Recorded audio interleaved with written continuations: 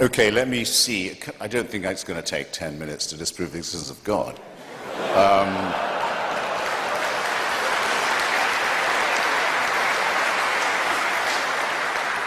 The atheist proposition is the following.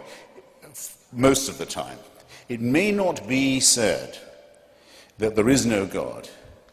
It may be said that there is no reason to think that there is one. That was the situation after Lucretius and Democritus and the original anti-theistic thinkers began their critique of religion. And I would just ask you all, ladies and gentlemen, to bear in mind a mild distinction while we go on.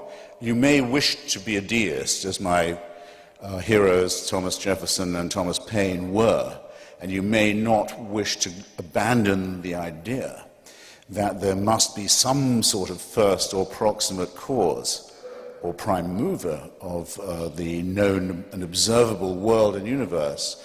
But even if you can get yourself to that position, which we unbelievers maintain is always subject to better and more perfect and more elegant explanations, even if you can get yourself to that position, all your work is still ahead of you.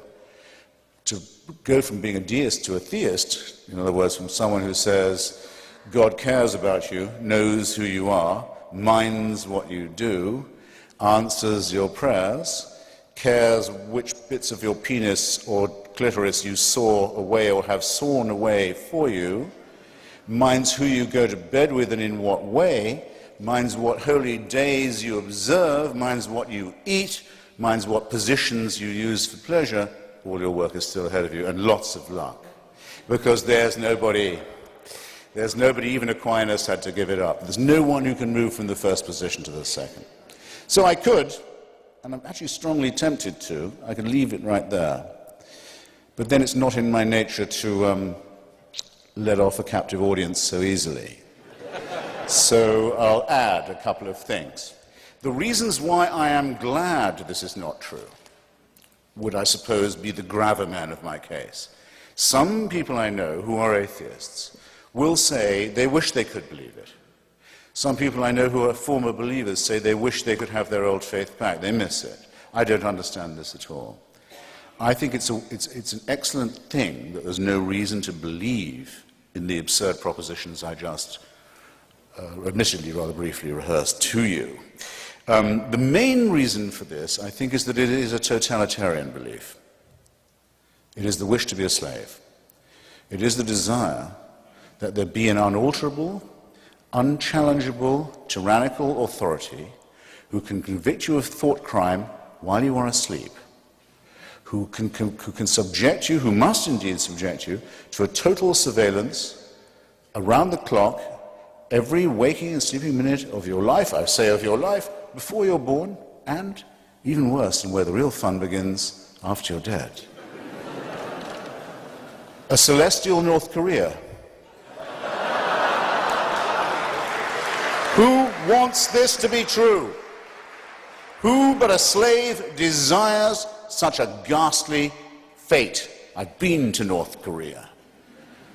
It has a dead man as its president. Kim Jong-il is only head of the party and head of the army. He's not head of the government or the state. That office belongs to his deceased father, Kim Il-sung. It's a necrocracy, a thanatocracy. It's one short of a trinity, I might add. The son is the reincarnation of the father. It is the most revolting and utter and absolute and heartless tyranny the human species has ever evolved. But at least you can fucking die and leave North Korea.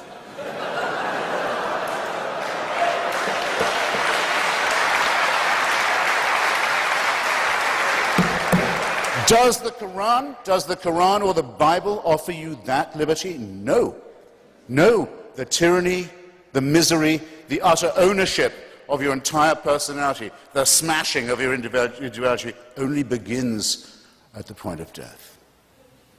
This is evil. This is a wicked preachment. So, that's the first thing. Second, it attacks us in our deepest, most essential integrity.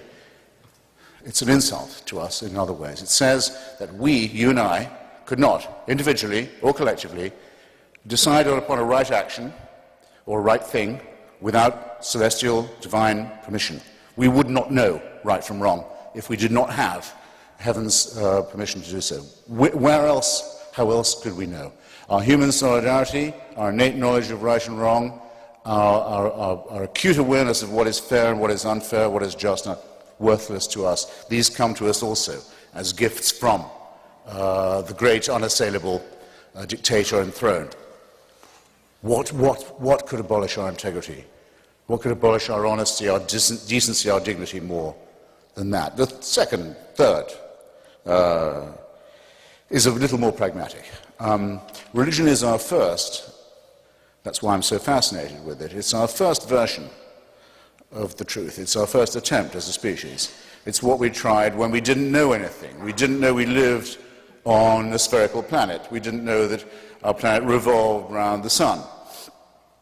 We didn't know that there were microorganisms that explained disease. We thought diseases came from curses or witches or ill-wishing or devils or dust devils. We didn't know anything from the childish, terrified, ignorant origins of our animal primate species. We come to religion. It's also our first attempt at philosophy, our first attempt at morality, our first attempt at healthcare, actually, but because it was our first, it is our worst. We now have better explanations for all these dreads, and we have cleared up all of these mysteries, yet we still dwell. And in some countries, in some societies, not just dwell, but live under a totalitarian regime that forbids us to think about the progress that has been made or denies us the knowledge that these advances have in fact occurred. So it has become, where once it probably was an aid to our survival, a really great peril to our continued ability to live as a civilized species. Thus, it seems to me that in point of its proposing of a totalitarian solution to what is, after all, a real problem, to its ghastly reliance upon the supernatural rather than the much more miraculous, much more beautiful, much more elegant, much more numinous, much more harmonious natural explanations. Think how much lovelier Einstein and Darwin are. Think how much more elegant and persuasive they are than the idea of the burning bush, or the demand that without circumcision there can be no redemption. Just picture it, and then I'll give you one final thought experiment. This is what you have to believe now, if you're a monotheist.